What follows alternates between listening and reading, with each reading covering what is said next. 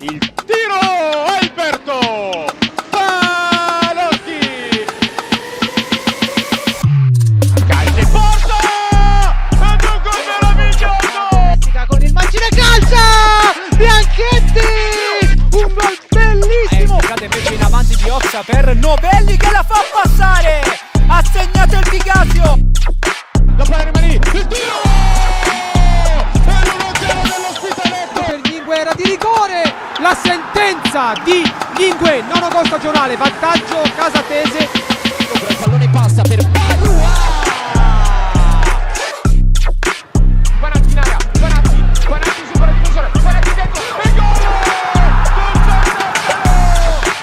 E poi il tiro, rete, ha segnato la Palazzolo.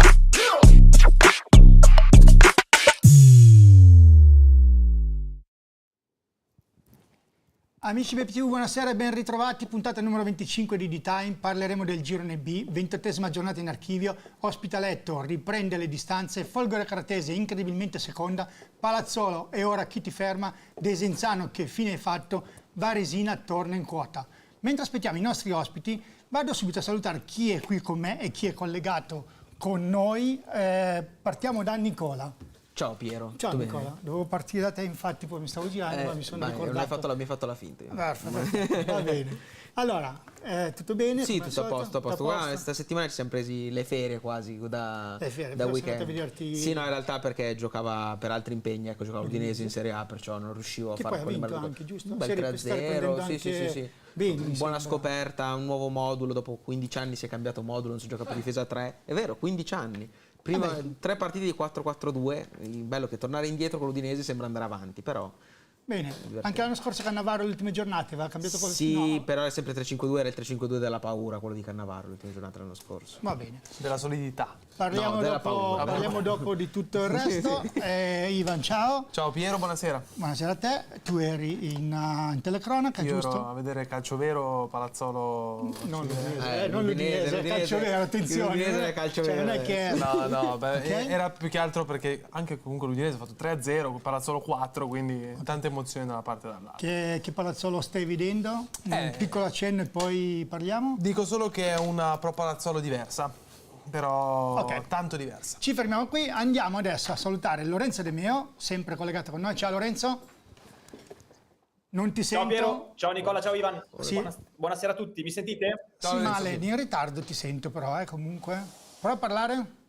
Mi sentite? Pronto, pronto? Vabbè, lo sentiamo in ritardo, non so perché, e quindi... Va bene. Stai bene? Tutto a posto? Immagini Benissimo, benissimo. Mi spiace che mi sentiate male. Ora si è sistemato, Ah, ok, perfetto, ottimo. C'è stato un momento che voleva... Che partite hai viste? Solita domanda che facciamo in entrata con te. Io ho visto la C, ho visto Renate Lecco il sabato. Domenica? Niente. Domenica ho lavorato back office al computer, quindi non è stata una domenica piacevole. Perfetto, va bene. Allora, prima di cominciare, prima di aspettare i nostri ospiti, che arrivano i nostri ospiti, che ci facciamo una nostra chiacchierata di 10 minuti, andiamo a vedere i risultati, scusate, poi la classifica.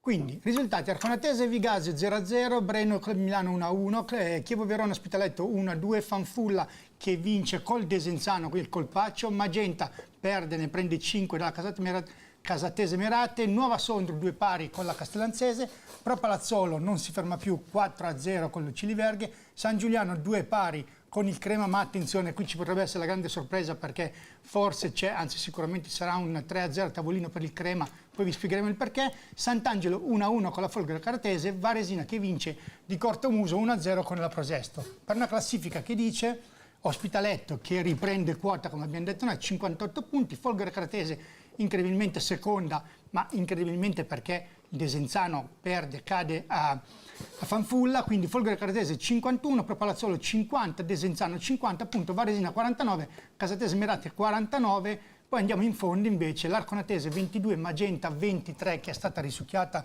incredibilmente nelle ultime giornate, non è riuscita più a riprendersi, e in zona play-out Ciliverghe, Fanfulla, Castellanzese e Nuova Sondrio, quindi sono lì che combattono per non essere tra le ultime due, diciamo così, perché alla fine ormai sono tutte ravvicinate. La classifica di San Giuliano, se dovesse essere poi confermato come molto probabilmente sarà il risultato, 32 e Crema 35, e di conseguenza si scambiano. Diciamo si fa dura, esatto, senza mezzi termini, un contando al volo che è stato squalificato Libertazzi, e secondo un portiere di quelli che è il salva, portiere che fa la differenza, raggiunto, e dovrebbe essere forse addirittura 2 giornate perché anche il capitano lo spesso. Va bene, Lorenzo, partiamo da te. Che domenica è stata questa? Fammi un po' velocemente, secondo te, le sorprese, le delusioni, la delusione... Ma sicuramente la sorpresa, insomma, l'hai detto tu prima in serie di presentazione, è stata la sconfitta del Desenzano contro un Fanfulla che fa valere il fattore campo, se di campo possiamo parlare, perché forse è meglio chiamarlo stadio, il campo purtroppo era ad inizio stagione, forse ho visto delle immagini, sono sempre più sconcertato quando vedo i fotogrammi di quel campo. Dopodiché terza vittoria consecutiva della Varesina che si rilancia ai piani alti. Noi qualche settimana fa, durante queste trasmissioni, avevamo detto forse sarà la Varesina a fare spazio al Chievo nella corsa ai playoff. Ora, a distanza di pochi giorni, invece abbiamo visto una Varesina che si riconferma per la squadra forte che va a segno andando a concludere positivamente una partita che si poteva fare complicata, che poteva concludersi con un punto, con il ritorno al gol di Guri, insomma tanti fattori positivi per la Varesina, ripeto, terza vittoria consecutiva. Pro Palazzolo, anch'essa squadra che è in grandissima ripresa, l'hai ricordato tu. L'Ospitaletto, d'altra parte, lo lasciamo un po' per ultimo, che poi è di fatto la conferma settimana dopo settimana, porta a casa una partita complicatissima. Ho visto una sintesi, mi è sembrato di capire che il Chievo abbia fatto una signora partita soprattutto nel primo tempo. Nonostante ciò l'Ospitaletto fa valere la sua forza e porta dalla sua la partita.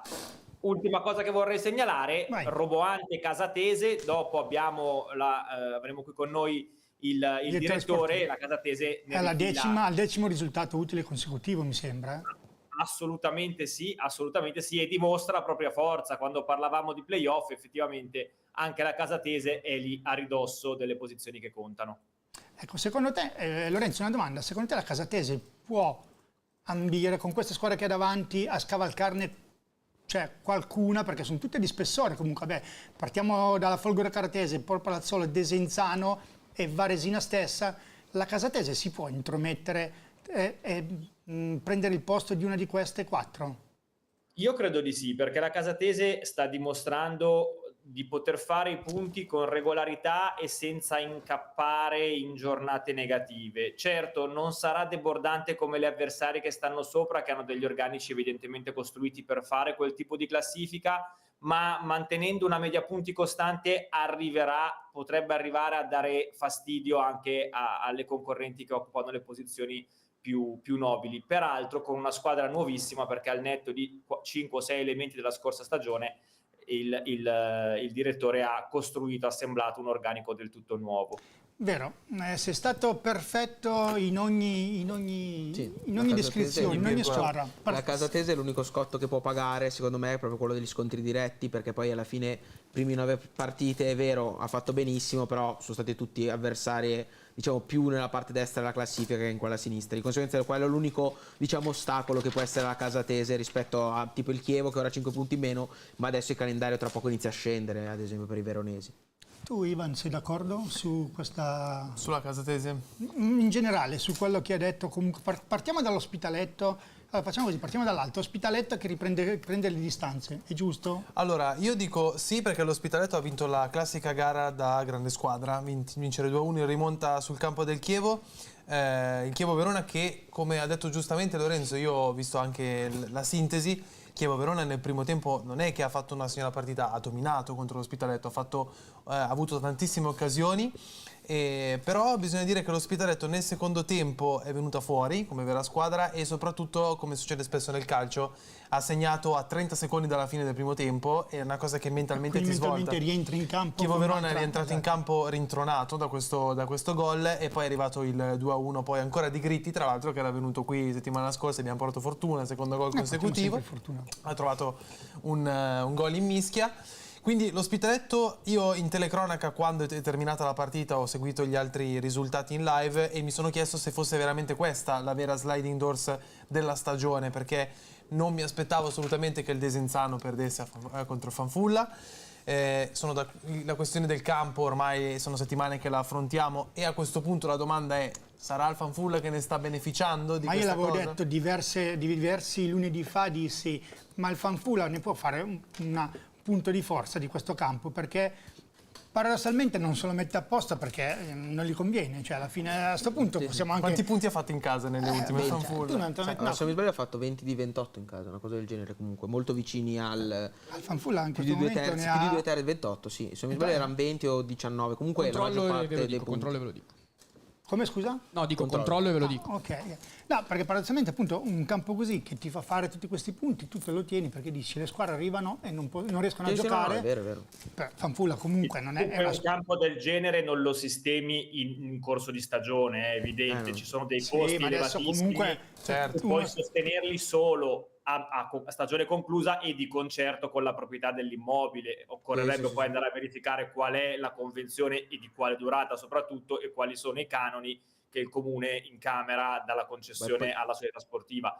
Preso atto di quello, poi si fa una valutazione sul rifacimento del manto, non è qualcosa che si può fare così tra una domenica e la successiva. Certo, infatti. Però il campo resta in condizioni allarmanti, ai limiti della praticabilità. Sì, l'Odigiano diciamo che sta pagando un po' scotto sui campi, perché anche quello del Sant'Angelo in realtà ultimamente è non uguale, ma veramente poco manca, ecco. Perciò in realtà i campi dell'Odigiano hanno bisogno di una riveduta il prima possibile, magari. 21 punti, ecco. Su 28 21 totali. Su 28 in casa, cioè sono tanti. È un fattore, nel senso ormai esatto.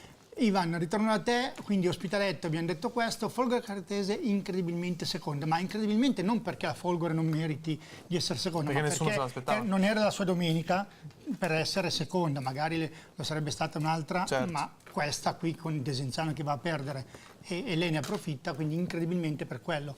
Cosa ne pensi? Comunque è lì, se lo merita o... Io sono dell'idea che la Folgore Caratese meriti tutto quello che sta ottenendo fino a questo momento, perché la squadra in casa ha fatto l'arena dello Sportale Village è diventato un fortino e su un campo difficile come quello del Sant'Angelo vai sotto con un gol in mischia, mi sembra anche lì un colpo di testa, e dopo 3 minuti con diciamo, ridai pan per focaccia e rimetti subito le cose a posto. Certo. E su un campo che abbiamo detto anche qui, anche Nicola poco fa l'ha detto, non è come quello del Fanfulla, ma comunque poco ci manca, e la Folgore Calatese ha tanti giocatori tecnici, Ferrandino l'abbiamo avuto qua settimana scorsa, ma prevalentemente sono giocatori tecnici, e riesci comunque a strappare un punto su un campo che diventa difficile per tutti giocare. Quindi secondo me la Folgore Calatese in questo momento merita tutto quello che sta ottenendo dal punto di vista del suo campionato. Inaspettatamente si ritrova lì a +1 su una Pro Palazzolo, che però bisogna stare attenti, perché questa Pro Palazzolo vista dal campo, è vero, ha affrontato un avversario che è il Ciliverghe, che sicuramente è in grande difficoltà, ma esprime un calcio che in questo momento la sta rendendo veramente una mina vagante, al contrario del Desenzano, che è completamente spento dal punto di vista offensivo. La Pro Palazzolo ha fatto 4 gol ancora, cioè è una squadra che in questo momento a livello di potenziale offensivo segna in tutti i modi, scambia veloci, poi ovviamente ha un giocatore come Ciccone che è ha avuto una fase ottima della sua partita, poi bisogna vedere la continuità. Ecco. Bene, Nicola, tu questa Pro Palazzolo questa domenica non l'hai vista, ma comunque No. avrai seguito Sì, tutto mi sono guardato le highlights e questa Pro Palazzolo che ha cambiato marcia passo da dopo la Folgore, cioè prima della Folgore aveva dei problemi, c'era anche il presidente che non era tanto contento, insomma c'era un po' di malumore, diciamo così. Dopo la Folgore, da quel 5-1 è cambiato tutto. Sarà stato quel 5-1 secondo te, o hanno capito veramente la forza che hanno, o non so, un Paloschi che ha cominciato? Secondo me sono due fattori, non è solo quel 5-1, quel 5-1 ha dato la botta definitiva, perché poi lì è stata la partita tutto o niente, perché tutti erano consapevoli che poteva essere l'ultima di Mister Didù, e perciò immagino anche il discorso nel prepartita non sia stato dei più tranquilli e sereni, ecco. Oltre questo, però, in realtà secondo me la vera sliding down della stagione è la partita contro il Desenzano, poi, perché è da lì che è cambiata. Poi c'è stato qualche altro risultato altalenante, dovuto secondo me anche principalmente a un calendario complesso che ora non ha più. Perciò io, come ho detto più volte, da qua in poi, l'abbiamo detto anche settimana scorsa al direttore, cioè se fanno 11 vittorie su 11, in realtà, a parte quella con la Casatese, le altre da calendario le dovrebbero vincere. Ecco. Un giro veloce, Lorenzo, parto da te. Desenzano che fine è fatto? Ma Desenzano che fine hai fatto? Desenzano sicuramente sta vivendo un periodo di appannamento, e a turno lo hanno vissuto un po' tutti. Occorrerà capire quanto questo periodo è destinato a durare.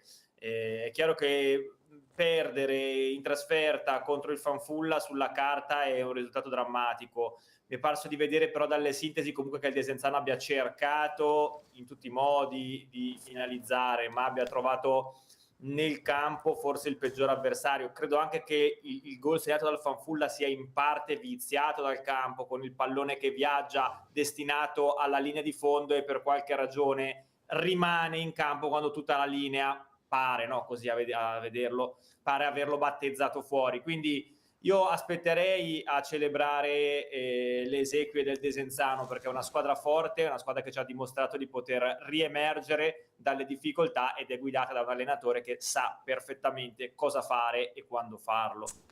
Nicola, tu sul Desenzano che dici sempre prime donne che... Io dobbiamo inaugurare la rubrica? Ah già, perché c'è la domanda, scusa, no, davvero, scusa. Allora aspetta. Mi segua la scaletta però, per favore. Difficoltà al Badursi. Allora, c'è qualche ospite in... Sì, a proposito di Desenzano che perde a Fanfulla, abbiamo ospite ovviamente Giuliano del Fanfulla e anche Filippo Tolomello. Perfetto, ciao, grazie per aver accettato l'invito e ben arrivati. Vi chiediamo ancora 2 minuti perché dobbiamo fare una piccola rubrica noi qui in studio, ed è la nuova rubrica Fatti la domanda e datti la risposta. Sì. Partiamo da Nicola. Nicola, fatti una domanda su questo girone e datti una risposta. Allora, la mia domanda è sulla squadra che ho lodato da inizio stagione più di tutte, cioè il Desenzano. che è una squadra che secondo me gioca il miglior calcio della Serie D ed è difficile vedere un calcio del genere quando poi si può giocare questo calcio. Ma la domanda com'è? Qual è? La domanda è se il Desenzano può ancora vincere. Ok, datti Molto la risposta, semplice. esatto. Se devo essere breve è sì, Sì, ok. però ora do un motivo dietro. Ecco. Dai il motivo. Il Desenzano nelle ultime 7 partite ha perso 3 volte, ha avuto il demerito di far risuscitare 2 avversari dirette, Pro Palazzolo e Varesina, Ok. che sono i veri, diciamo, problemi di questo campionato secondo me, perché poi alla fine erano partite in cui avrebbe ammazzato la concorrenza senza ombra di dubbio. Il problema del Desenzano, anche parlando con altre persone addette ai lavori, è che sia una squadra che gioca benissimo, è una squadra formidabile, giocatori fenomenali sotto tutti i punti di vista, doppioni in tutti i ruoli, però è una squadra che dà l'idea di essere una squadra di prime donne, spesso, un po' con la puzza sotto il naso, una squadra che quando c'è da sporcarsi le mani spesso non se le sporca, e io questo lo dico apertamente perché credo tanto nel Desenzano e credo che manchi veramente poco poi per trovare la quadra per vincerle tutte. Cioè il Desenzano ipoteticamente può vincere anche tutte 3-0 ogni settimana per la non rosa succede, a disposizione, ma poi non succede.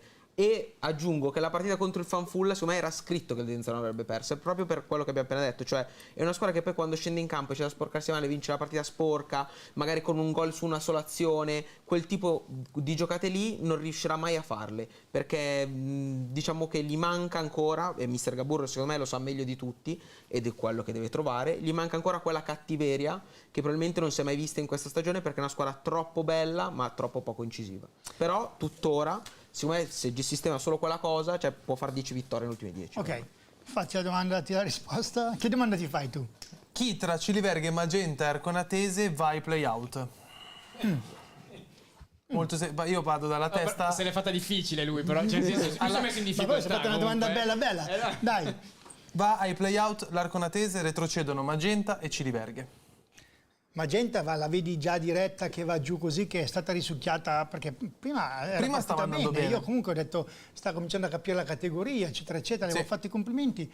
Da quando l'ho detto è andata giù proprio subito, mica gliel'ho tirata. Scusate ragazzi. Io in virtù del fatto che con il Ciliverghe le ho viste tutte e tre, affrontare Desenzano, il Magenta, l'Arconatese e il Ciliverghe la Pro Palazzolo, in virtù della partita che ho visto a Desenzano, tra Desenzano e Arconatese, in virtù anche del momento non facile del Desenzano, per me l'Arconatese, per i punti che sta prendendo, per la fiducia che sta prendendo, per la conoscenza della categoria che in questo momento ha, può andare ai play-out, mentre Ciliverghe e Magenta le vedo un po' più in difficoltà come matricole. Ecco. Ok, Lorenzo. Aspetta, prima, scusa, mi interrompo solo un secondo perché sono arrivati gli altri due ospiti, li introduciamo e poi continuiamo la rubrica. C'è Matteo Gualandris e Alberto Ro. Ciao ragazzi, grazie. Chiedo soltanto al direttore Ro se mi può girare il telefonino orizzontale, per favore. Togliendo il blocco. Ok, perfetto, grazie. Vi lascio lì ancora un minuto, finiamo questo giro. Lorenzo, fatti la domanda e datti la risposta. Tu che domanda ti fai? Ma io mi chiedo, ed è una domanda che mi faccio spesso e periodicamente la risposta cambia, però mi chiedo in questo girone B se sia stato o meno utile operare il cambio in panchina. Ecco, la risposta che mi do è sì, è stato utile, e portiamo l'esempio del Chievo, del Club Milano, del Fanfulla che è qui con noi oggi, e anche del Vigasio, cambi che effettivamente hanno dato una marcia in più a squadre che invece per svariate ragioni che non stiamo qui oggi a raccontare stavano avendo dei problemi rispetto alle aspettative iniziali. Perfetto, tocca a me, mi faccio la mia domanda e mi do la mia risposta. Ok, che brutta parola. Dimmi tu Piero, fatti la domanda. fatti la tua domanda e datti la tua risposta. Vabbè, se proprio devo, vabbè. Allora, io la mia domanda è sull'Arconatese. Abbiamo sempre detto, ho sempre detto sull'Arconatese che non la vedevo in quella posizione, non se la meritava, e tutti gli ospiti dicevano sì, in effetti non merita, è forte, ha la squadra, sfortuna, sfiga, eccetera, eccetera. Ora mi dico, l'Arconatese ad oggi, con 22 punti, quindi a un punto dal Magenta e dal Ciliverghe, può salvarsi? Io dico, secondo me l'Arconatese, se continua così, esce anche dai play-out. Festa d'Arconate. Festa d'Arconate. Veramente. Statua di Piero Bepi ad Arconate. Non penso, però comunque se continua così, cioè guarda che ha fatto, stavamo parlando prima, regia, cosa ha fatto l'Arconatese? No, ha fatto 9 punti nelle 9 giornate di ritorno, facendo punti comunque con Desenzano, Varesina, insomma. Comunque ha cambiato passo, quindi secondo me se va Adesso anche così... il calendario un po' più a favore, tra virgolette. Ma più che altro non è lei che va così, sono le altre che non vanno, che vanno piano, quindi secondo me potrebbe anche uscirne fuori. Detto questo, per chiudere, dopo andiamo a salutare veramente gli ospiti, parliamo di San Giuliano che forse perde 3-0. Nicola, a te l'onore. Sì. Perché? Perché dovrebbe aver giocato Barzago, cioè ha giocato Barzago come 2005, ma lui è un 2004 e di conseguenza il Crema domani dovrebbe far partire Reclamo. Ok, ma secondo i punti li tolgono subito? Come funziona? C'è reclamo, no, di solito c'è reclamo quando è una cosa così ormai evidente, in tempo una settimana, 2 di solito, e con il secondo comunicato il terzo danno i 3 punti al Crema e 3-0 a tavolino. Ma è solo questa partita secondo te o comunque... Da quello che so io è solo questa partita, però non, se non non dovesse voglio essere, fare... se andiamo indietro magari vanno... Non voglio mettere voce, capito? Perché appunto se non sono informato è meglio. Però sono sicuro che questa partita Nicola verrà persa. se ne toglie. No, non si sa mai. Allora, chi meglio di, vediamo tra gli ospiti, Alberto Ro, direttore sportivo casatese. Cosa succede? Buonasera direttore, grazie per aver accettato l'invito. Buonasera a tutti. Buonasera. Cosa succede in questo? L'ha saputo lei San Giuliano, giusto? Che c'è questo problemino? Il Crema deve fare subito la domanda alla federazione entro 24 ore, il cosiddetto reclamo. Il reclamo quasi sicuramente verrà accolto perché hanno giocato per alcuni minuti senza praticamente il 2-5, se non ho capito male, poi si sono accorti, l'hanno rimesso, però purtroppo mi sembra che abbiano fatto 3 o 4 minuti senza il 2-5 e quindi basta fare solo la richiesta e in automatico entro... Forse non questo comunicato perché dovrebbero bloccare il risultato, il comunicato prossimo dovrebbero dare il 3-0 a tavolino.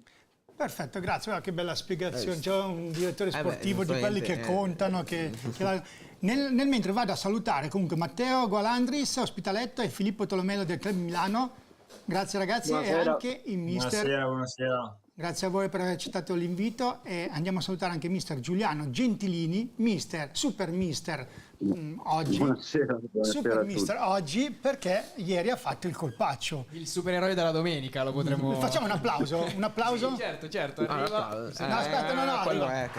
Perché parte con certo, arriva l'applauso al super mister.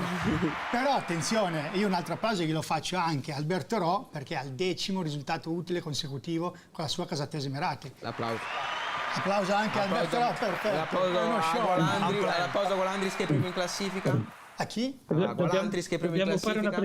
Dobbiamo fare una precisazione. Ok, vai. Dobbiamo fare una precisazione. Prima di fare arrivare a 10 siamo arrivati a 13, quindi non è il nostro record di quest'anno. Vabbè, subito che mi hai... complimenti comunque, quindi...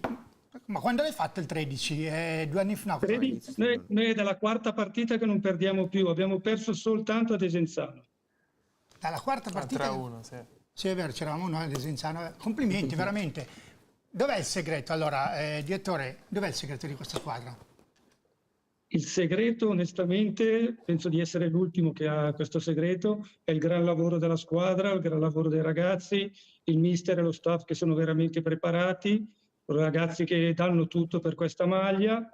Devo essere onesto, gli unici meriti che mi prendo che quest'anno abbiamo fatto un gran lavoro, abbiamo parlato con tutti i ragazzi, dal primo all'ultimo, abbiamo preso uomini veri, persone serie, persone che credevano nel progetto e questo qua penso che ci ripagherò anche nelle prossime partite. Quindi abbiamo preso uomini veri, persone che credevano nel progetto, vuol dire che l'anno scorso non è stata così? No, attenzione, l'anno scorso era una buona squadra, però quello che è mancato l'anno scorso è mancato il gruppo.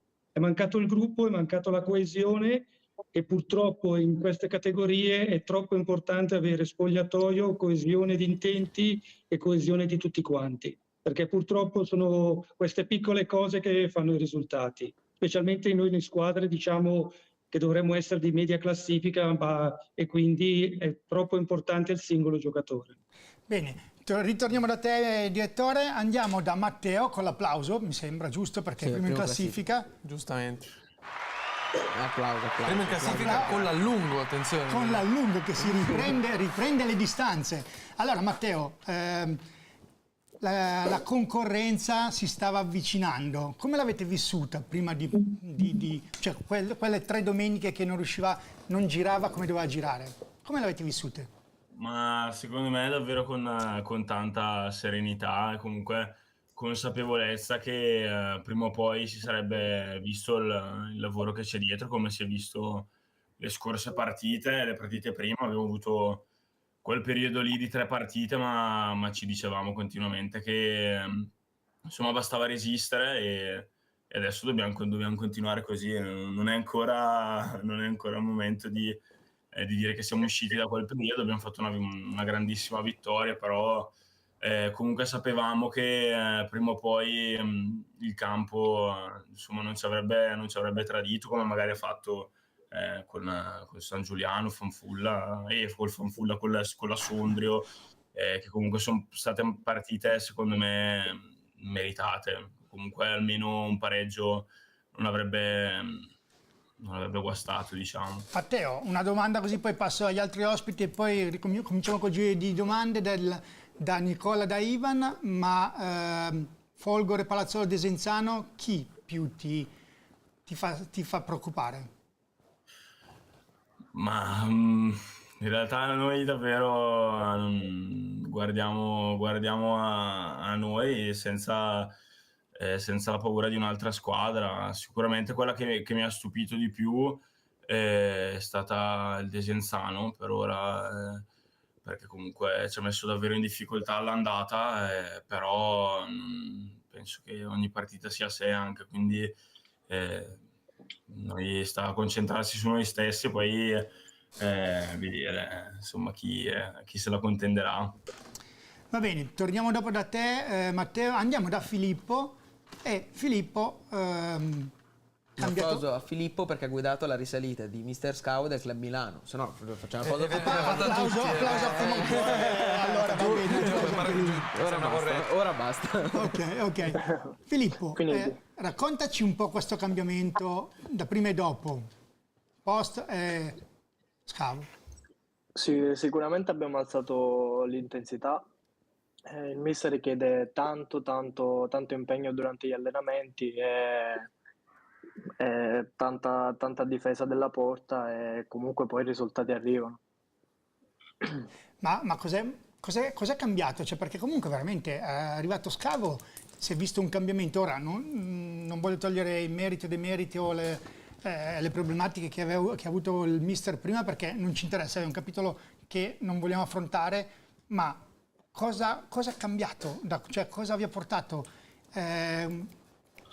Quella scintilla dove è stata? Perché io l'ho sempre difeso, ho sempre detto che è bravissimo, meritava una squadra, meritava comunque l'occasione giusta, è stato richiamato, ha fatto vedere veramente il valore, perché lì il mister ha fatto vedere subito il suo valore, ha ricompattato tutto, ha rifatto un po' tutto l'ambiente. Beh, adesso ha avuto 2 piccoli stop, ma ci possono anche stare, ma comunque è risalito da dove eravate. Cosa è cambiato? Cioè, cosa vi ha detto? Non lo so, come è entrato? Come ha fatto entrare subito in sintonia? Secondo me è anche importante il suo carisma, quello che ci trasmette durante l'allenamento, la voglia sempre la fame di pensare partita dopo partita, fare gli allenamenti al massimo dell'intensità. Onestamente non so andare nello specifico di cosa sia cambiato. Comunque adesso abbiamo avuto questi 2, diciamo, stop, ma comunque buone prestazioni che ci fanno ben sperare per il proseguo del campionato. Uno stop, ma sei andato a pareggiare a Breno, non è che è uno stop che, cioè, voglio dire... Anche il Desenzano. Sì. Esatto, cioè, quindi non sono, sì, già li chiamano stop, ma 2 o 3 mesi fa la firma per questi... No, ci avremmo messo la firma sicuramente, da quando è arrivato il mister eravamo nella penultima posizione, quindi sì, avremmo messo la firma per essere in questa, cioè dove siamo adesso. Bene, ti lascio lì un attimino, dopo riprendiamo qua. Andiamo da mister Gentilin, super mister, per un weekend. Come si fa a battere il Desenzano, mister? Come si fa a battere? Sicuramente Desenzano è una super squadra, cioè anche ieri l'ha dimostrato facendo delle trame di gioco. Sicuramente il nostro campo mette in difficoltà tutti, noi per primi, sinceramente, perché non è solo un discorso per gli avversari, però si vede che sono una grandissima squadra, sono la miglior difesa, però siamo riusciti noi con le nostre armi a metterli anche in difficoltà e abbiamo difeso benissimo. E quello che sto dicendo dai ragazzi dall'inizio, in fondo noi siamo una squadra che dobbiamo salvarci e fondamentalmente bisogna difendere bene, poi abbiamo delle armi davanti, insomma, che possiamo far male a quasi tutti da questo punto di vista. Bene, partiamo proprio dal mister con le domande. Ha parlato appunto di armi davanti molto importanti. Voglio focalizzare su un giocatore che sta praticamente guidando la risalita, cioè parlare di Lucatti, che era un giocatore che non aveva contratto, avete scoperto voi, vero, col vecchio mister, però comunque un giocatore che in pochissimo tempo è diventato determinante ed importante. Le chiedo se è ancora uno dei migliori attaccanti della categoria e cosa sta dando comunque a quello che è un gruppo molto giovane. Certo, noi siamo un gruppo di ragazzi molto giovani, nel senso, io quando sono arrivato ho trovato un po' un gruppo un po' sfiduciato. Questa era la cosa che mi preoccupava di più, perché trovare un gruppo sfiduciato che deve andare a battersi ogni domenica diventa un problema. Abbiamo fatto un grande lavoro il mio staff dal punto di vista psicologico, sulla testa, loro sono stati bravissimi a seguirci e adesso stanno raccogliendo i frutti. Jack, io quando sono arrivato poi l'ho fatto capitano, l'ho responsabilizzato e sicuramente è un giocatore che in questa categoria può fare la differenza, perché è bravo, non c'è niente da dire, è bravo, esperto, mi dà una mano, aiuta tantissimo anche i ragazzi più giovani, parla sempre durante l'allenamento ed è quello che è la cosa più importante per me come allenatore, cioè nel senso, avendo una squadra di giovani, se i più anziani, tra virgolette, danno una mano anche loro, la crescita diventa più rapida. Mister, ti fermo un attimo perché Ivan ha una domanda, se non un dubbio. Gliela vogliamo fare? Gliela vogliamo subito. Snoccioliamo subito, vai. Mister, allora lei mi deve rispondere in maniera sincera e netta, cioè è una domanda secca. Lo giuro. Le chiedo, va bene. le faccio una domanda.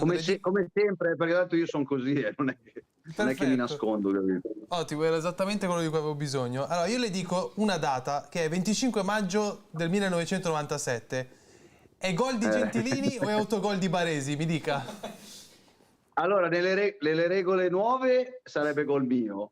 Nelle regole vecchie ha dato l'autogol a Baresi, quindi mi manca il gol in Serie A, per dire. Però sinceramente me lo tengo diamogli stretto. un applauso a lei. L'applauso in Serie A, perfetto. Gol decisivo del 2-0 del Vicenza contro il Milan di Baresi, cioè nel senso sì, era la domenica prima della finale di Coppa Italia che giocavamo al giovedì contro il Napoli.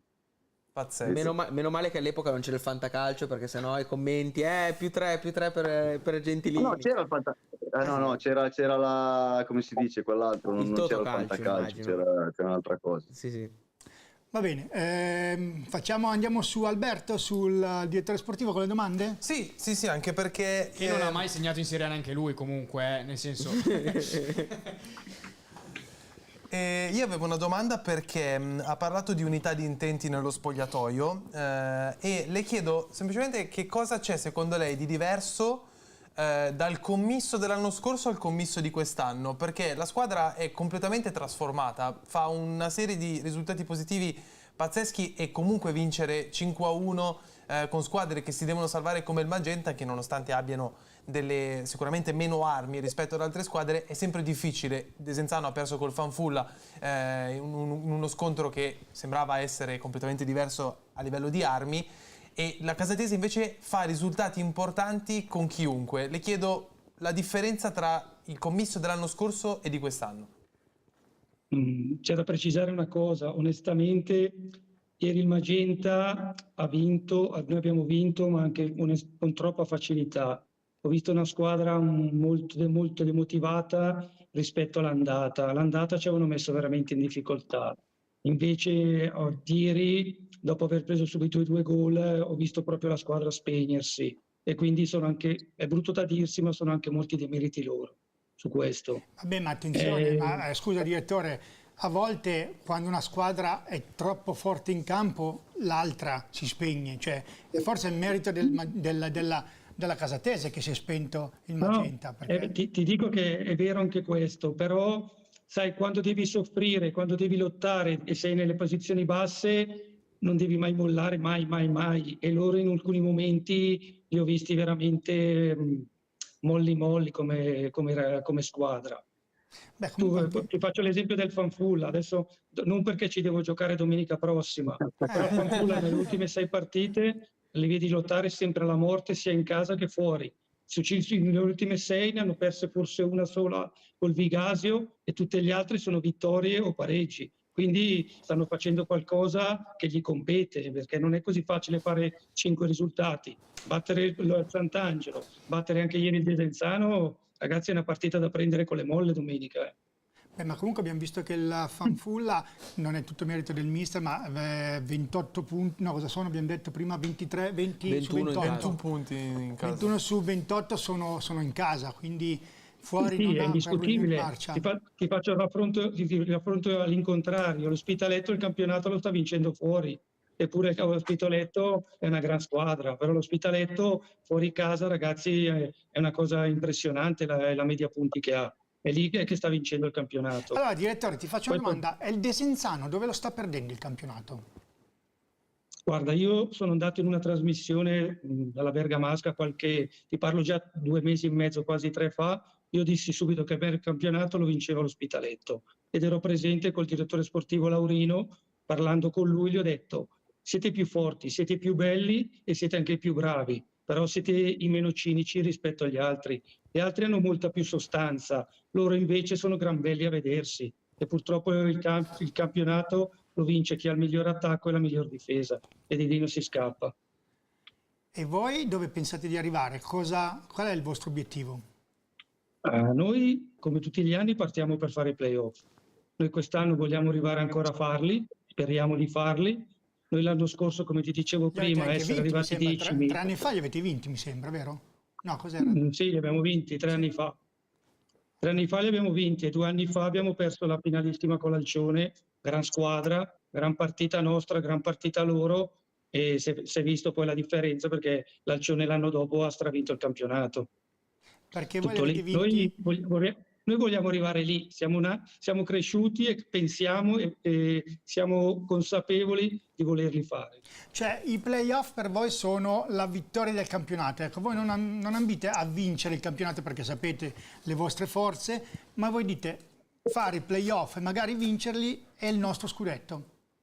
Il sogno nel cassetto c'è sempre, perché se l'anno scorso qualcuno avesse detto che vinceva il Caldiero l'avrebbero detto in pochi. Io dire oggi che vinco il campionato con davanti quelle 3-4 squadre mi sembrerebbe di esagerare. Però, signori, nel calcio può succedere di tutto. Noi ci dobbiamo provare, poi quello che verrà, verrà. Se siamo bravi facciamo i playoff, se arriveremo più in su meglio ancora. Quello che mi premerebbe è non arrivarci, quello sì mi dispiacerebbe, scusa. Però siamo sempre arrivati terzi, speriamo di arrivare secondi, se non arriveremo primi. Comunque un mister ce l'avete, un grande mister, perché comunque Commisso non è attenzione adesso, lui prima aveva detto che la differenza tra l'anno scorso e quest'anno, sì, l'anno scorso comunque magari è stato un anno così, arrivava dalla Folgore che era stato un po' martellato, un po' massacrato, passami il termine, e quindi è uscito un po' con le ossa rotte, ma poi qui a Casate si è ricompattato bene, il tempo di rimettersi un po' in pista. Io sai benissimo che ormai, a parte l'anno di karate, Commisso ha sempre lavorato con me. Io col mister ho un rapporto che è splendido, un rapporto eccezionale, noi ci sentiamo tutti i giorni e discutiamo su giocatori tutto il giorno praticamente. Poi ci sono i giocatori che posso prenderli e i giocatori che non posso prenderli. So anch'io che mi piacerebbe avere camerlinghi, avere altri giocatori come i ragazzi che sono anche qua da voi, però purtroppo io ho un budget e devo rispettarlo. La mia società è sempre stata consapevole di queste cose e io più di questo non posso fare, è indiscutibile. Ma una domanda al volo, scusami, ma hai dovuto rinunciare a tante richieste di Commisso o quantomeno sei riuscito sempre ad accontentarlo, perché anche Commisso sa in che realtà si trova, cioè Non No, sei... allora, Commisso penso che a lavorare da noi sia un vantaggio per lui, per un semplice motivo che tutto quello che sta facendo è farina del suo sacco, perché è indiscutibile che se io dovessi prendere giocatori importanti e giocatori che possono farti vincere il campionato, magari va un po' a denigrare il lavoro del mister, così gli facciamo tanta pubblicità a lui. Hai visto come l'ha girata? Cioè, se l'ha intortato bene al mister. È bravo, complimenti direttore. C'era Nicola Io che ti era voleva proprio fare una questo che volevo domanda? chiedere, visto che da 3 anni ormai in una società, è vero, l'anno scorso un anno un po' sfortunato, senza ombra di dubbio, però è una società che da 3 anni sorprende nel mondo della Serie D. Gli chiedo quali sono i primi diktat di un direttore che ha la metà del budget delle sue avversarie e deve costruire una squadra appunto che arrivi in quei posti.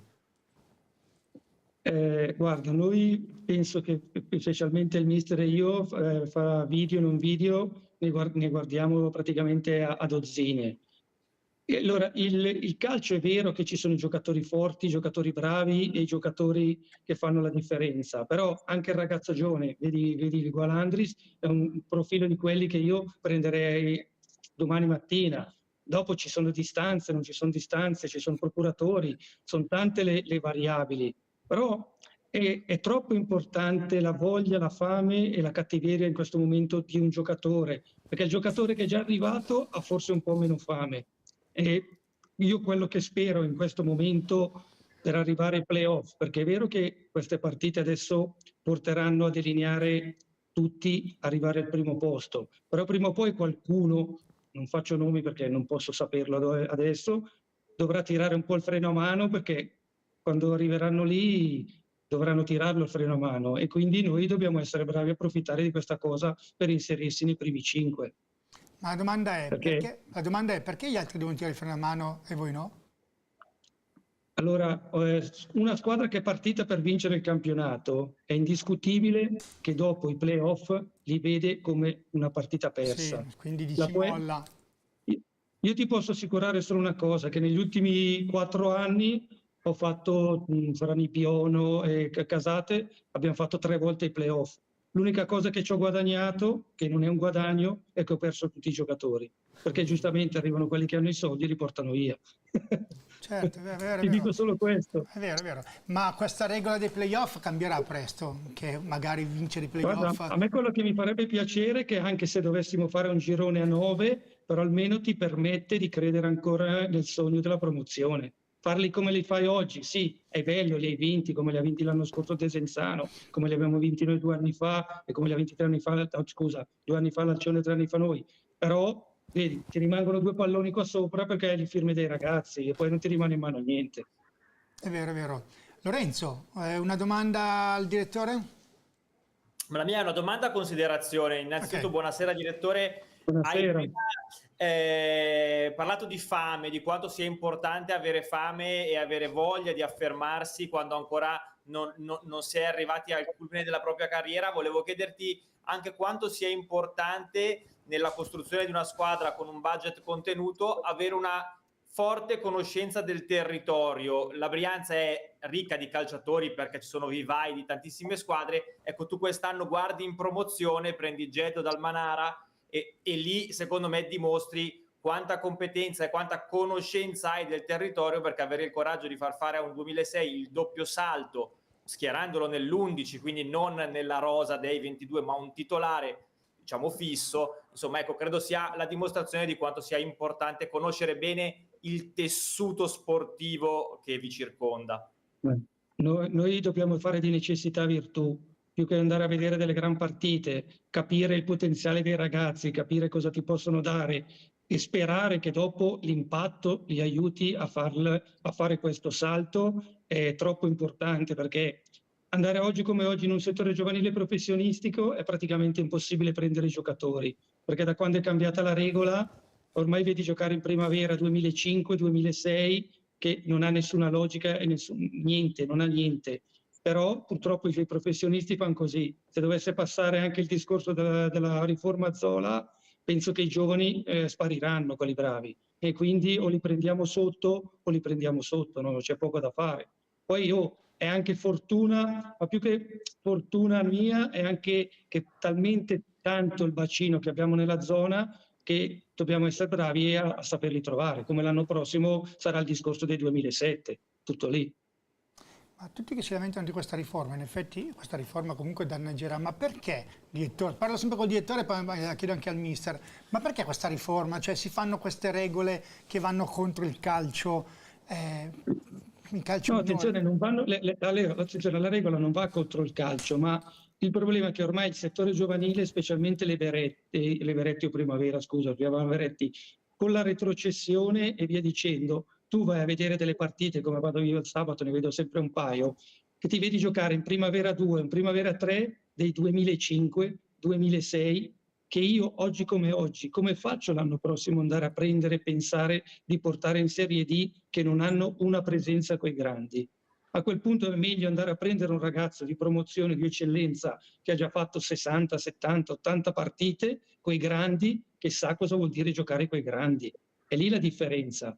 Purtroppo è così. Dopo, se vai a vedere la Primavera 1, è un altro mondo, perché la Primavera 1 ha i 2005-2006 che sono veramente bravi, è indiscutibile, però purtroppo non li prenderai mai, perché i procuratori giustamente vanno sulla Lega Pro o via dicendo, tutto lì.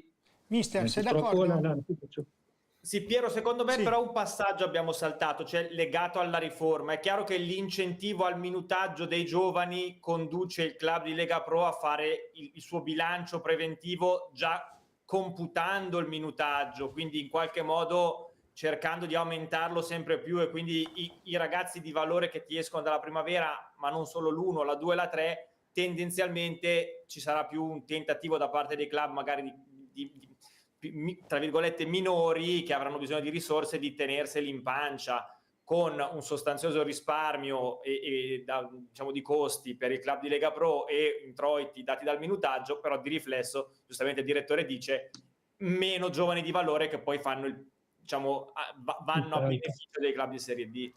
Mister, Esatto. Mister, sei d'accordo? Faccio finire il direttore che voleva finire il discorso, che magari... No, prego, mister, prego. Vai, ci vediamo domenica. Che domenica si devono incontrare e poi domenica sono i convenevoli di inizio settimana. Adesso prego, ricordati che ti ho fatto parlare, però esatto. Quanto nel mio passato, nel senso, io vengo proprio dai settori giovanili, no? Nel senso, negli ultimi, specialmente negli ultimi 3 anni, ho allenato la Primavera alla Pro Patria. E ora in prima squadra ci sono 3-4 elementi della prima squadra. Uno l'ho voluto io al Fanfulla quest'anno, 2006, Ferrario. Un altro era del Como, ma è Restelli, che era al Sant'Angelo, ma l'avevo avuto in Primavera 4 quando abbiamo vinto il campionato. Quindi io sono andato sui ragazzi che conosco. Io credo che ci sono tanti giovani, poi col discorso della milanese, invece che io allenavo con la milanese, avevamo pescato più che dalle primavere da sotto, dalla promozione. Quindi secondo me non è tanto il discorso poi della riforma, non riforma, tutto quello che è. Il problema è che bisogna andare a prendere i giovani bravi, è riuscire a capire, infatti su questo sono d'accordo col direttore, di documentarsi, di andare a vedere, e riuscire a capire qual è il giovane perfetto che va bene per la categoria, per quale categoria sia, è sempre quella. E poi i giovani bravi, secondo me, io ne ho visti tanti adesso quest'anno, però magari, come dice il direttore, a volte vai a vedere delle Primavere 3 infarcite di 2006-2005 che poi non potranno mai giocare in Serie D, e quindi è anche inutile. Però, ripeto, le regole sono queste, non tutti possono giocare a pallone poi a certi livelli, le categorie ci sono anche per questo. Non è detto che uno che arriva in Primavera 3 o in Primavera 2 poi debba per forza fare il professionista o giocare in Serie D. Alla fine sta a loro dimostrarlo, cioè sono ragazzi giovani, quello che gli dico sempre, siete voi che dovete essere ambiziosi, allenarvi, cercare di fare il meglio, perché è vero che sono fortunati che ai nostri tempi, cioè, quando giocavo io non c'era la regola dei fuori quota, se eri giovane e bravo giocavi, se no stavi seduto in panchina, guardavi gli altri e quando era il tuo momento, se ti dava la possibilità, entravi e dovevi dimostrare. Hanno anche questa fortuna che ci sono i fuori quota, però devono pedalare i giovani, devono solo pedalare e basta. Mister, la tua carriera, adesso visto che lui mi ha detto questa cosa che ne stavamo parlando prima, che la tua carriera, perché non sono andato a guardare, perdonami, che squadra hai giocato? Ma da giocatore o da allenatore? Da giocatore. Da giocatore, vabbè, io ho fatto C1 perché c'era ancora la C1 e la C2, ho fatto C1, poi ho fatto B, non mi ricordo quante ne ho in C1, non so se tipo 300 qualcosa, poi ne ho 100 in B e diciamo una 13 in Serie A, dai. Ma in Quindi, B dai, con che squadra hai giocato? sono cavata, dai. E da allenatore ho fatto tanto settore giovanile più per scelta mia, nel senso che avevo girato molto l'Italia perché ho cambiato 8 milioni di squadre, perché ho giocato 16 anni e mezzo, 17 anni da professionista. E mi era nata la bambina, ho fatto una scelta di rimanere sempre qua in zona, insomma avere un impegno minore. Adesso la bimba è più grande, ho detto vai, quest'anno è il momento. Avevo trovato la milanese che mi aveva dato la possibilità di eccellenza, eravamo secondi in classifica, purtroppo poi è successo quello che tutti quanti sanno di alla milanese e fortunatamente è stato il signor Tufo, mi ha dato la fiducia col Fanfulla e adesso c'è questa avventura che mi sono buttato con anima e corpo e ho un entusiasmo incredibile, nel senso che sicuramente ora siamo contenti che abbiamo chiuso un po' il gap con le squadre che erano lì davanti a noi. Sicuramente domenica ci aspetta una partita proibitiva, lo sa anche il direttore che fa un po' lo gnorri, ma lo sa, conosco bene il mister lo conosco bene, Joey lo conosco, e so che ha una grande squadra, la fa giocare bene, sono intensi, sono fisici, sono tecnici, e ci aspetterà sicuramente una partita difficilissima come era la partita di domenica. Però come dico sempre io, poi le partite si entra 11 contro 11 e bisogna giocare.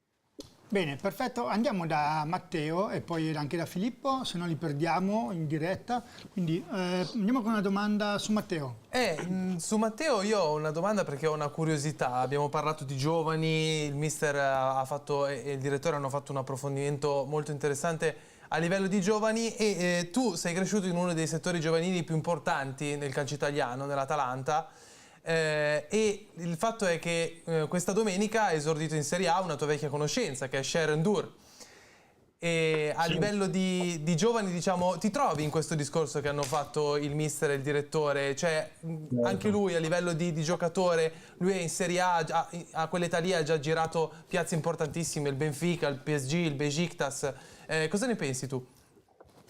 Ma mi trovo benissimo col discorso che ha fatto il direttore, nel senso che ho notato anch'io, ho sperimentato insomma sulla mia pelle che prima vai a giocare in una prima squadra, meglio è, insomma, gli anni di primavera, per quanto comunque siano significativi, però sicuramente secondo me perdi anche un po' di tempo se sei come il 2005 quest'anno, il 2006 magari ancora no, però insomma io ho fatto 3 anni di primavera e a tornare indietro forse ne farei 1 o 2 in meno, perché ho visto il cambio che c'è a giocare nelle prime squadre e è un gap davvero alto, anche se sei un professionista in Primavera 2, comunque aggregato anche alla prima squadra,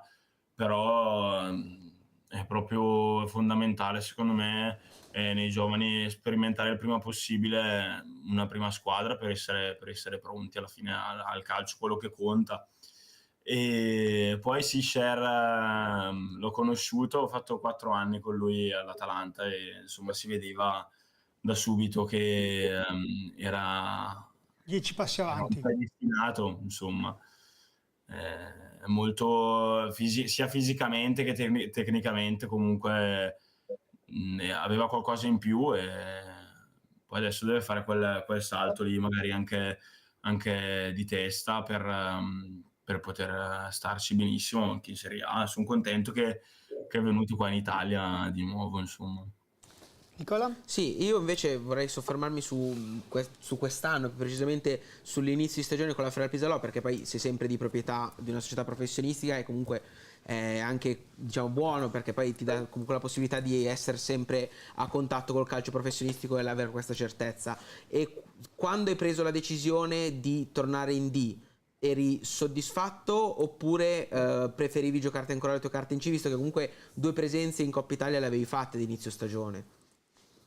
Sì, allora diciamo che ero partito con col ritiro con la Feralpi e comunque non sapevo se avrei trovato spazio lì o comunque anche in un'altra squadra di Serie C.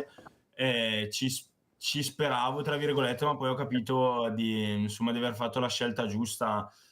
Forse non ero ancora pronto, e comunque l'entusiasmo di andare a giocare comunque in una squadra di Serie D come l'Ospitaletto c'era, soprattutto grazie al direttore Musso, Paolo Musso, diciamo, mi ha trasmesso questo entusiasmo, mi ha fatto capire l'importanza che aveva per me quest'anno comunque giocare. Alla fine a questa età è importante quello, magari fare un anno nei professionisti dove ti giocavi le tue carte ma magari trovavi poco spazio, come alla fine mi era stato anche detto. Ho preferito insomma fare un passo indietro, neanche un passo indietro comunque secondo me, ma riconfermare la categoria e alla fine sono soddisfatto di questa scelta. Comunque hai nominato Paolo Musso, io gli farei un applauso a Paolo Musso perché sono 3 anni che le indovina tutte. Sì, no, ma infatti la domanda che volevo fare a Matteo, perché abbiamo avuto più o meno 10 ospiti dell'Ospitaletto, scusate, questo gioco di parole infatti, involontario, e tutti la prima cosa che hanno detto la trattativa col direttore Musso, Paolo Musso. Esatto, quindi... Ma com'è che vi convince Musso? Cioè, cos'è che dice di clamoroso rispetto agli altri? No, non dice niente di clamoroso, è molto semplice, però insomma lui secondo me punta tanto sulla persona e alla fine non dice niente di assurdo, però come persona secondo me è una persona d'oro e ti fa capire l'importanza e soprattutto la convinzione che ha lui e la fiducia che ti trasmette, ti porta a pensare che farai una buona stagione e che sarai al centro comunque del progetto. Sono 3 anni, giusto, che fa bene Musso, perché ha fatto anche con Castagnato, poi Ospitaletto e poi adesso. Quindi applauso a Paolo Musso. Applauso. Oggi ho giocato gli applausi, ma abbiamo solo l'applauso come siamo piantati. Infatti stavo aspettando i momenti per sbloccare. Attenti che c'è anche l'asino, perché c'è l'asino, lo so che c'è. Quindi abbiamo i violini, abbiamo altre cose. Abbiamo tutto. Comunque volevo solo aggiungere, siccome abbiamo nominato Paolo Musso, ricordiamo che ha costruito la corazzata del campionato, perché questa settimana non l'avevamo ancora detto e quindi ogni settimana è vero, bravo Paolo, sono contento. Andiamo su Filippo, dai, Ivan. Sì. No, aspetta, scusami, Lorenzo, tu vuoi fare una domanda a Matteo? No, io innanzitutto saluto Matteo, non lo conoscevo e condivido con te il fattore legato all'importanza di giocare, cioè lo dico sempre anche ai miei ragazzi, inutile stare in un gruppo quando si ha la consapevolezza, perché magari c'è stata chiarezza anche da parte della società che il minutaggio non è ottimale, meglio giocare sempre e comunque, soprattutto quando si è giovani, giocare e anche essere disposti a fare un passetto indietro, secondo me è un atto di coraggio, di maturità, e con un giovane non è scontato essere maturi, ma anche un atto da cui si deduce una forte consapevolezza della tua forza, perché tu vieni da un campionato, quello dello scorso anno, dove hai avuto numeri pazzeschi e in forza di quelli hai deciso comunque di mantenere, tornare in categoria e dire sono disposto a mettermi in gioco, non ho paura di rifar vedere quello che ho fatto vedere lo scorso anno, quindi complimenti e diciamo la posizione della tua squadra certifica in qualche modo la bontà della tua scelta. Grazie mille, mi rende orgoglioso, queste parole mi rendono sicuramente orgoglioso, grazie. Bene, andiamo su Filippo che è lì tutto... Ragazzi, 5 domande di fila su Filippo, parti tu. Subito. E poi... Prima di fare la domanda chiedo solo un check alla regia perché ho il volume che mi si abbassa di continuo, quindi non vorrei che se poi faccio la domanda a Filippo poi non sento la risposta. Ok, perfetto. Grazie regia. A posto. bene. Ok, Filippo, allora abbiamo parlato all'inizio della trasmissione la differenza, no, tra scavo, l'arrivo, quindi l'importanza di un allenatore, e tu eri a Trapani nel momento in cui Vincenzo Italiano ha cominciato la sua carriera, la sua scalata, no? Da lì poi lo Spezia. Ti chiedo se hai avuto l'opportunità di conoscerlo, di lavorare con lui, e se la sua visione dei giovani dà in qualche modo credito al calcio dei ragazzi più giovani, perché lui lancia tanti ragazzi, soprattutto per me è uno degli allenatori più moderni. Di conseguenza ti chiedo se hai avuto l'opportunità di lavorare con lui, che cosa ti ha lasciato e soprattutto che cosa ne pensi, diciamo, ecco, se ci si aspettava già da Trapani questo percorso in ascesa di Vincenzo Italiano. Considerando che avevo 16 anni, lui è appena arrivato mi ha fatto esordire in Coppa Italia, quindi diciamo che è uno che con i giovani ci lavora tanto. E poi durante la stagione mi ha fatto fare 3 presenze in Coppa Italia, tra cui la semifinale di Coppa, e mi ha fatto giocare titolare a Catanzaro, quindi abbastanza un allenatore che tiene ai giovani, e poi soprattutto non solo con me, ma fermava l'allenamento e spiegava ai giovani come spiegava ai grandi, quindi una persona che trattava tutti allo stesso modo. Filippo, ti faccio una domanda. Hai nominato Catanzaro, cioè quindi noi qua chiediamo sempre la differenza tra nord e sud, ma Catanzaro poi è una piazza non importante, di più comunque per i suoi trascorsi. Ma la differenza in quelle piazze con, cioè il nord e il sud, la classica domanda, ma che differenza c'è? La gente, la tifoseria, il giocatore come scende in campo? Come piazza è veramente, cioè, molto diverso tra nord e sud, anche una squadra di promozione, una squadra di eccellenza. Ho giocato l'anno scorso e 2 anni fa, ho giocato a Foggia, ho giocato a Benevento, quindi diciamo ad Avellino soprattutto pure. Ma lasciando stare queste qua, sono piazze di categorie superiori, anche adesso c'è la Regina in Serie D, c'è il Siracusa, sono tutte piazze importanti con un tifo caloroso. Ma la pressione che avete giù, cioè la sentite o quantomeno... Io non ho mai giocato in piazze così calorose, quindi non so spiegarlo. Cioè, sono stato a Trapani, però ero come un gregato, cioè era ancora un ragazzino a 16 anni, non credo puoi sentire quella pressione che hai di vincere il campionato. Mi piacerebbe avere quella sensazione di nuovo, cioè, anzi, provarla. Sì, e io voglio fare una domanda. Abbiamo parlato del Trapani, parlerei anche del passo dopo, che è un po' un passo particolare rispetto a tutto il discorso che abbiamo fatto prima, tutto il preambolo sui giovani che vanno a giocare. Tu hai avuto la possibilità di giocare un anno a Trapani, è vero che poi è collimato col Trapani in Serie B quell'anno, perciò di conseguenza è stata una stagione, ecco, che ti ha portato a fare una scelta. La scelta è stata quella di andare in primavera, andare al Milan, vero, una società, una delle migliori società d'Italia, però ora a posteriori, dopo qualche anno, ecco, vedendo anche il parere di Matteo invece, che ha fatto una scelta probabilmente contraria, l'opposto, lo rifaresti quella scelta? È stata la scelta giusta per la tua carriera, oppure ha rallentato il tuo percorso di crescita, magari giocare in C sarebbe stato meglio? Diciamo che è stata una scelta un po' obbligata, perché quando c'era il Trapani in Serie B ho fatto solo 3 panchine in Serie B e comunque ho sempre giocato in Primavera 2.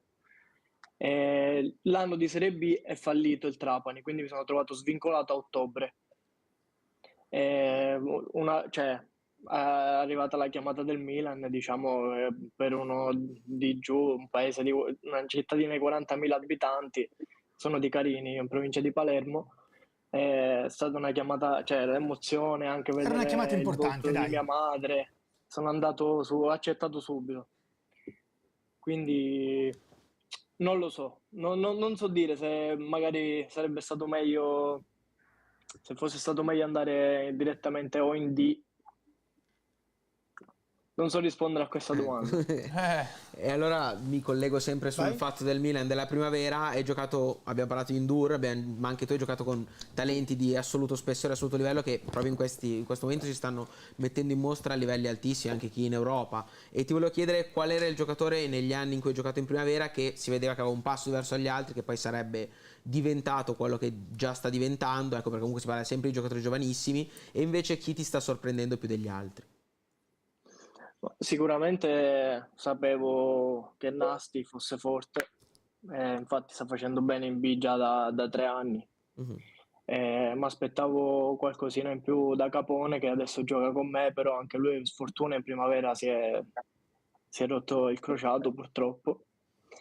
Vabbè, adesso c'è Robak, mi sembra che giochi in Thailandia, poi Jungdal, il portiere che era A Cremona, sì. alla Cremonese l'anno Sì, scorso, sì. che adesso non so È dove in è, Belgio, all'estero. al E Saint-Truiden. poi, come non citare De Planche, che gioca nella mia squadra del cuore.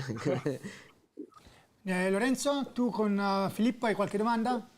Ma sì, io faccio sempre questa domanda ai ragazzi che si approcciano alla categoria, perché tu sei un debuttante in Serie D, quindi tu arrivi da tutto un altro percorso importante di settore giovanile, fatto di insomma esordi precoci e tutto quello che hai poc'anzi ricordato. Ecco, io volevo chiederti che Serie D hai trovato in questa stagione e che differenze hai trovato rispetto a quelle che erano le tue aspettative o i preconcetti o l'idea che ti eri fatto. Ecco, qual è il livello che hai trovato in questa stagione?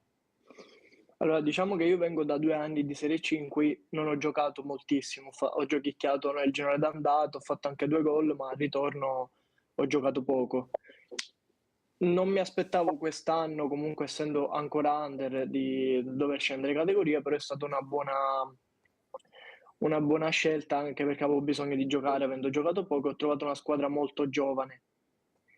Quindi diciamo che a livello, cioè per imparare dai grandi c'è poco in questa squadra, però a livello organizzativo c'è molto per fare bene e molto per imparare giocando soprattutto.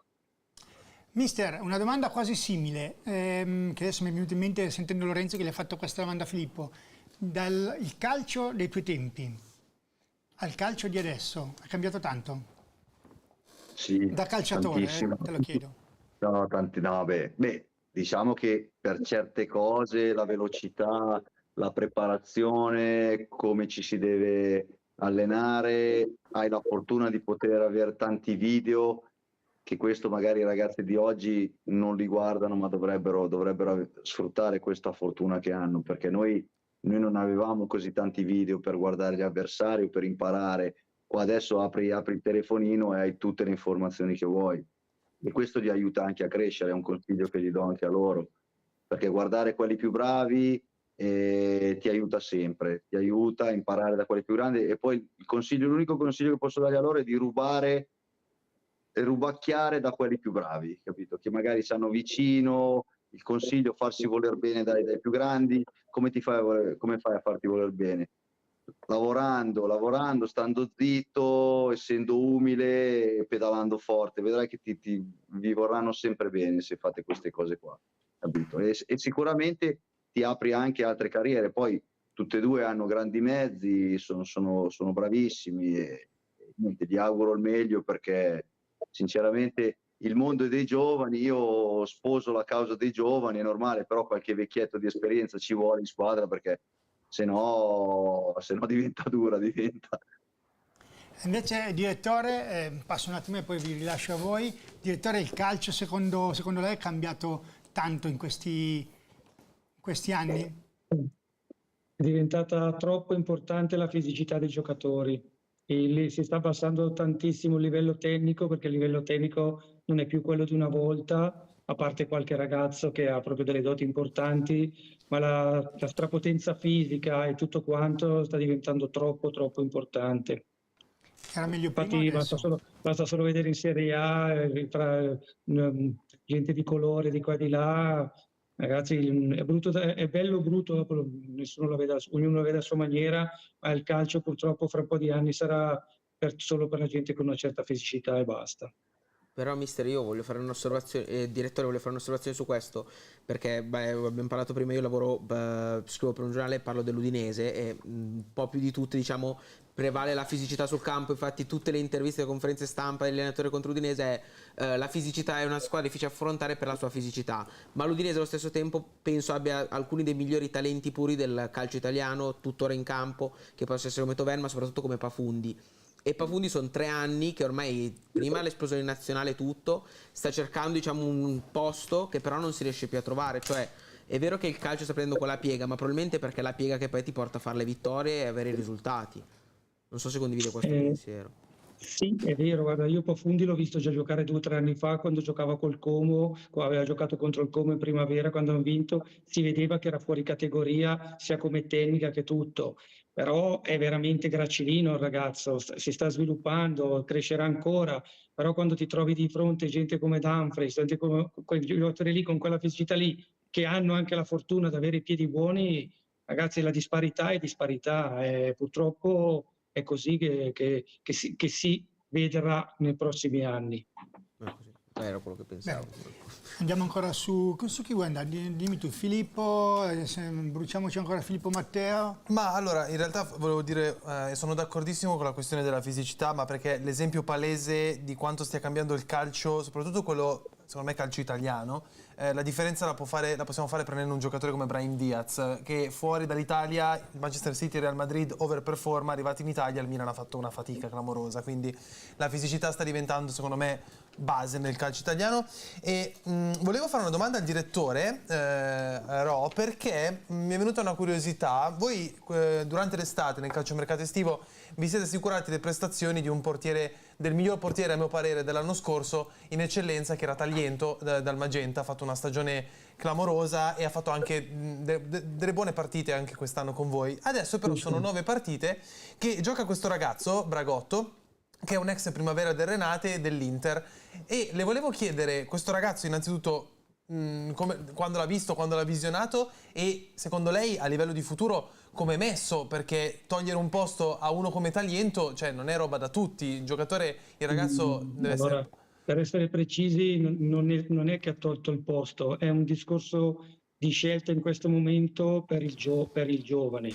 Oggi come oggi dire che Roberto ha aperto il posto non è vero, perché Roberto si gioca tutte le partite, tutti gli allenamenti al massimo. È uno dei portieri che in questi anni per me come persona e come uomo non ho avuto in questi anni. Il ragazzo si comporta sempre bene, aiuta i giovani, sia al 2005 che al 2006, è sempre prodigo di consigli, è veramente un bravo ragazzo.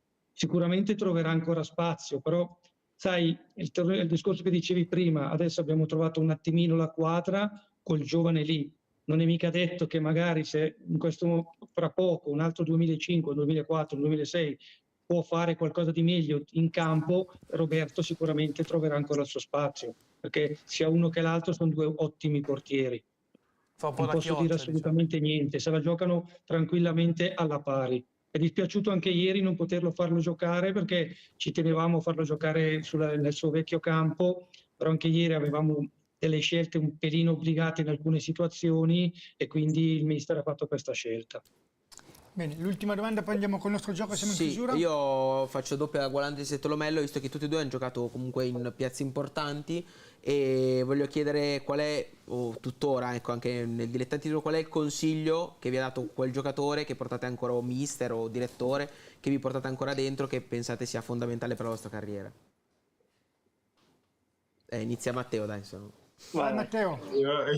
Io ci sto pensando, perché insomma ne ho ricevuti tanti di consigli, sia quest'anno che l'anno scorso. Davvero ho avuto la fortuna di avere dei ragazzi con più esperienza di me che mi hanno aiutato, mi stanno aiutando davvero tanto.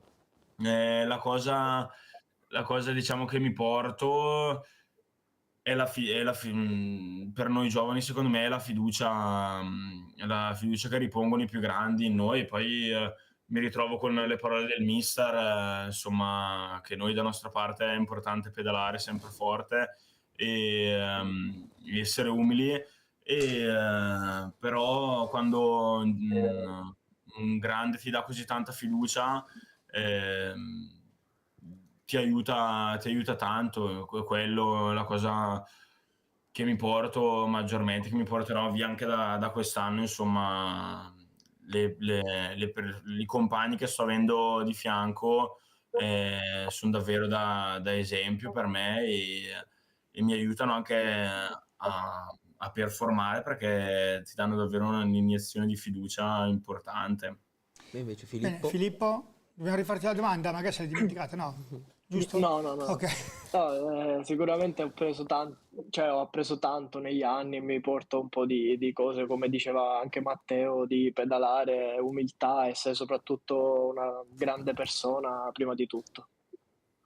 Perfetto. Comunque sarebbe stato un siparietto bello divertente se avessero detto di guardare i video, che è la cosa che gli ha appena detto il mister Giuliano. Io su Scout ci sono. Allora, siamo in chiusura e chiudiamo col nostro giochino.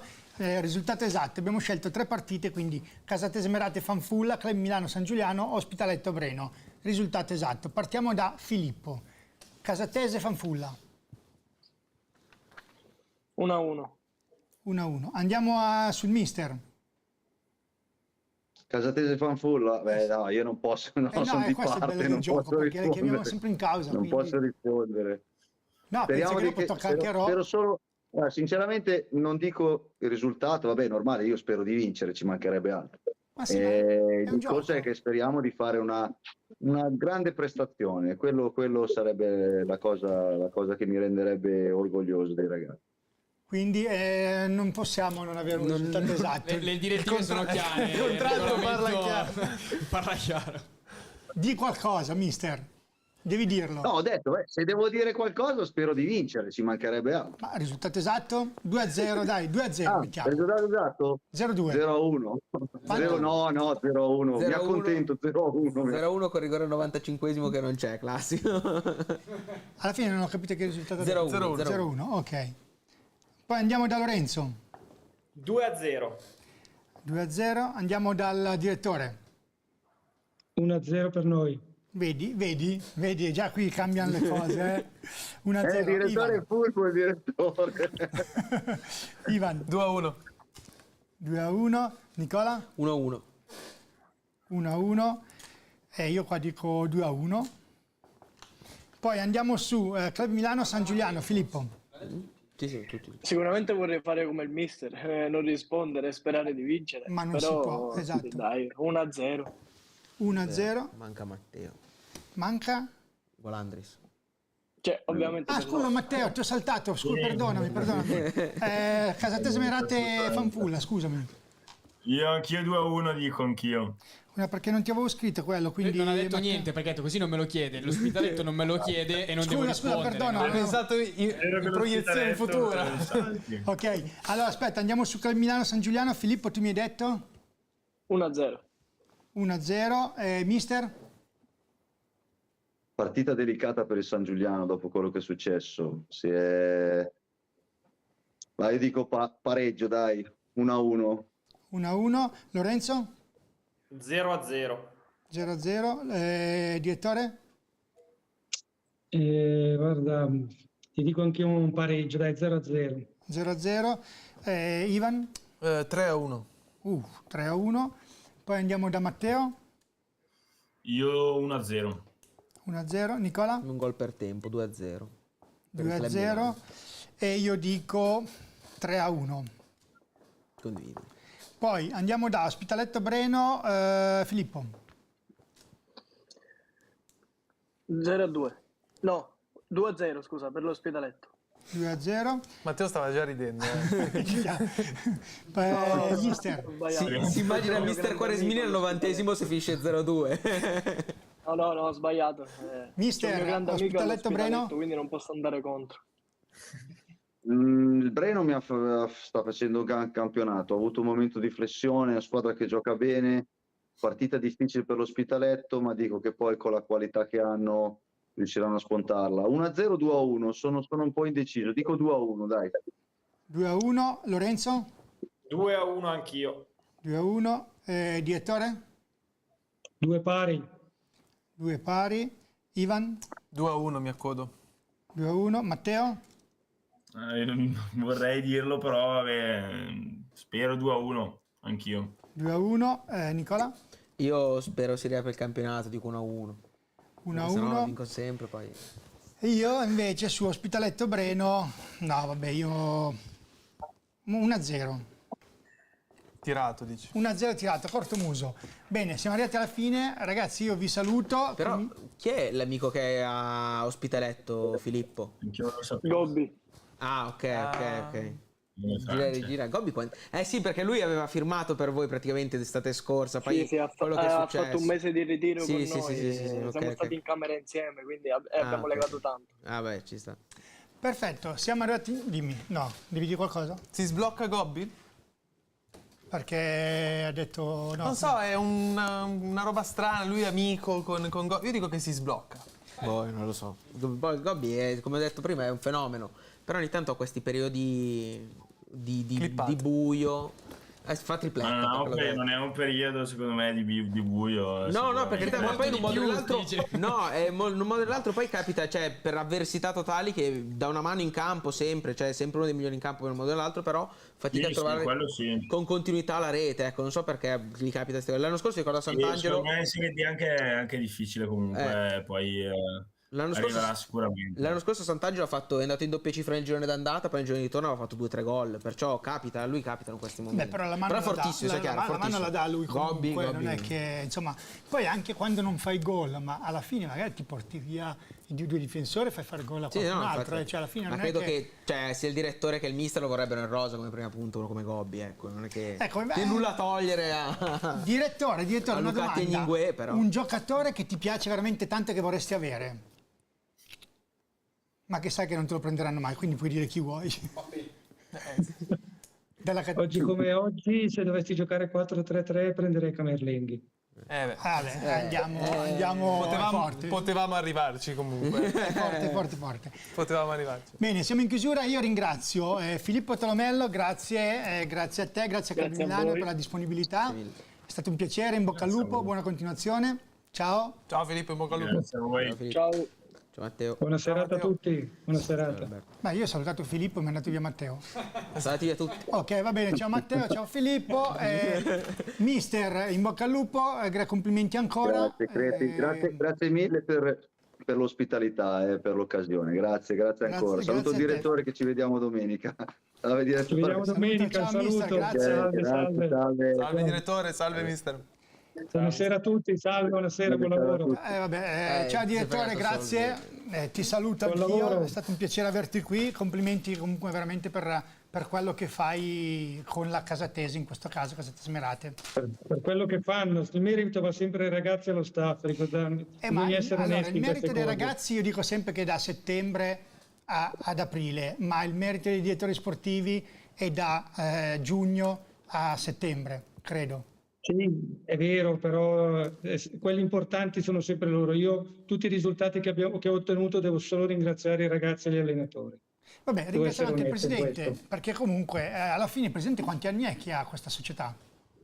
Presidente è tantissimo. Io è il 4º anno che sono qua, però so che lui mi sarà sui 15-16 anni che è Presidente. Insomma, trovare un Presidente comunque che è sempre sul pezzo, è sempre... corretto. Guarda, noi una delle nostre fortune è proprio il Presidente, perché è sempre il primo tifoso sugli spalti, è il primo che incita i ragazzi, è il primo che crede sempre nel nostro lavoro, ci lascia lavorare con tranquillità, è veramente una gran persona il nostro Presidente. Perfetto, quindi ti ringrazio direttore di aver partecipato, in bocca al lupo, buona continuazione. Buona continuazione anche a voi, salve, arrivederci. Ciao, grazie, buona serata. Lorenzo, prima di salutarci, vuoi dire qualcosa? Tanto dobbiamo chiudere in 2 minuti. 2 minuti. Ma no, se vale qualcosa confermo quello che ha poc'anzi ricordato il direttore Ro sulla figura del presidente Sassella. Diverse volte mi capita di stare allo stadio a Casatenovo e a Merate, insomma nei 2 campi della Casatese, ed effettivamente il presidente Sassella è il primo tifoso, direi anche il primo ultras per il trasporto con cui segue la partita e con cui sente la partita, e questo credo poi si veda anche nella buona gestione del quotidiano e delle varie Quanti anni stagioni. è che è in Serie D la Casatese? Poi al di là con le varie fusioni, cose, ma quant'è che è in Serie D? Non tanto, ma comunque 3-4 anni così, sì, 4-5 No, secondo me è di più, No, ha vinto l'eccellenza non troppi anni fa. Cavolo, mi sono dimenticato di chiedere Nel io girone B adesso al eccellenza, direttore. sarà stato un 5 anni fa al massimo. 5? Può essere. Andremo poi a vedere, andiamo a controllare. Va bene Lorenzo, io ti ringrazio, ti saluto, come sempre è un piacere averti qui. Ci vediamo. Piacere mio, buona serata a tutti. Ciao Lorenzo, ciao, grazie serata. Lorenzo, ciao. Ciao Lorenzo. Allora, siamo arrivati alla fine. Siamo in chiusura. Sì. Chiudiamo Chiudiamo con un applauso a noi, visto che stasera c'è un applauso. Un applauso a noi Ma no, tre. un altro suono casuale. L'asino. Dici? No, vi posso mettere un... Aspetta. Allora abbiamo poi il DJ che strombetta. Bella questa, bella. Questo Ok, poi... Se no per le... quando si fanno le sviolinate abbiamo anche il violino. Beh, ok. Rudy Garcia.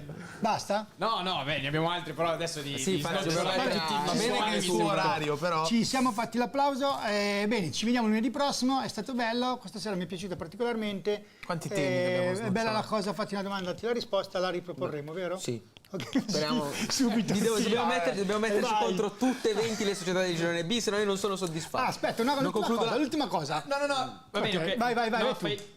Di No. pure però che c'era un'altra cosa che non abbiamo detto con Nicola oggi. Le Mi canzoni. sa che No, infatti, esatto. ecco, io poi lo direi adesso. questo momento di TV bassissima sta per uscire. Allora, trash prontamente. proprio. Allora, Nicola Badursi. Perché poi le cose trash arrivano? Vabbè, arrivano Perché- giustamente. perché è giusto. Perché le penso anche giustamente certe No, cose. certo, sei tu che sei venuto qua, oggi ho pensato a questo. lui è un trash, lui dice perché a noi. Ma Infatti la domanda infatti ti ha mi risposto, prendo scusa. le mie colpe. Mi sono fatto la domanda e ho dato una risposta. Allora, la domanda è, facciamo così, la domanda è, Sanremo è appena finito. Sì. Identificami una squadra a una canzone, cioè collegami una squadra a una canzone. Mi dispiace Secondo che non c'è me Lorenzo la per più questo. importante è Willy Peyote, grazie ma no grazie, il Desenzano. Zeccata. Per concludere il sunto. Va bene, poi ne ha altre? Sì, no, vabbè, dimmi, mi sono dimmi preparato io. Ha tutta la lista, beh. ha tutta la lista. Adesso parte anche il televoto tra poco. Allora, abbiamo la Casatese Merate, vista la situazione di classifica in cui comunque si trova, in Volevo essere un duro Ok. di Lucio Corsi. Poi avevamo Fango in Paradiso, visto tutto quello che era successo nell'ultimo anno al Crema, visto che ora sembra essere il Paradiso che per il Crema. Anima e Cuore per il Fanfulla. Dammi una mano per il Ciliverghe. Dammi una mano, Sì, dillo dammi giusto. una mano per il Ciliverghe. E poi avevamo Quando sarai piccola per il San Giuliano City, che dopo tanti anni da grande ormai si trova relegata a quella situazione. Fuori legge Paloschi. Grande, bello. E per concludere, dimenticarsi alle 7, che diventa delle 7, cioè risultati utili consecutivi, la Pro Palazzolo. Minchia, vecchia roba. Qua, Applausi, veramente. qua merito una promozione, aumento, stipendi, Piero si tocca i capelli, è finita. Trapianti. Comunque volevo fare un piccolo appunto in chiusura. Stamattina ho scritto un articolo su un ragazzo che ha segnato contro una sua ex squadra in cui è stato 7 anni in Piemonte. E praticamente lui 2 volte ha esordito in promozione eccellenza, ha segnato entrambe le volte alla prima presenza. Io ho coniato nell'articolo il termine paloschite, quindi Lo mandiamo alla Crusca. lo mandiamo alla alla Crusca. Crusca, oggi magari lo accettano. Detto questo, vi Aggiudicato. salutiamo. Buona serata, a lunedì prossimo. Ciao. Ciao, grazie a tutti.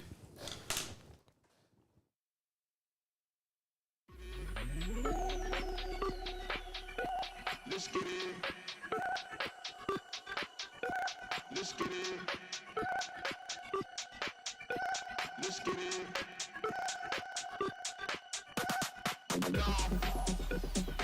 it.